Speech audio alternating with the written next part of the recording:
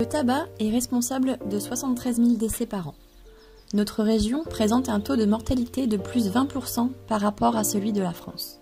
C'est pourquoi les établissements Elsan du Hainaut ont décidé de s'engager dans la lutte contre le tabac. Soutenus par l'association Hauts-de-France Addiction et financés par l'Agence régionale de santé des Hauts-de-France, nos 5 établissements ont déployé un projet visant à accompagner nos professionnels fumeurs à l'arrêt du tabac.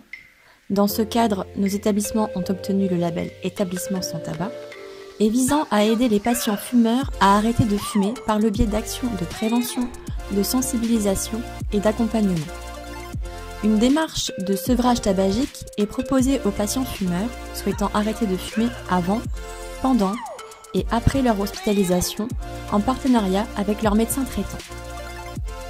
En effet, le tabagisme augmente les risques de complications post-opératoires, notamment cardio-respiratoires, risques infectieux, retard de cicatrisation.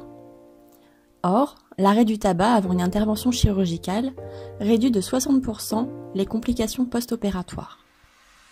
Avec un arrêt de 6 semaines à 2 jours avant l'intervention, le risque diminue. Avec un arrêt de 6 à 8 semaines avant l'intervention, le risque opératoire dû au tabac a disparu. Plus le délai entre l'arrêt et l'intervention sera long, plus les bénéfices seront grands. De plus, cela pourrait également être une occasion d'arrêter définitivement. Notre mission s'étend également au-delà de nos murs par des actions de prévention en direction des différents publics. Ces actions sont menées dans chaque établissement par une infirmière formée en addictologie.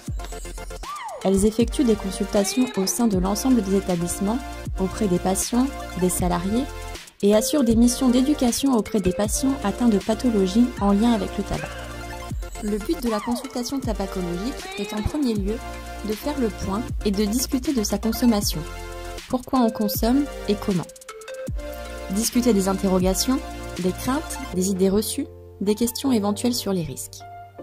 S'il y a une envie de diminuer ou d'arrêter la consommation, un plan d'attaque et de motivation sera établi, ainsi qu'une prescription si le patient souhaite des substituts nicotiniques, puis des accompagnements, acupuncture, hypnose, relaxation, en fonction du profil de sa consommation.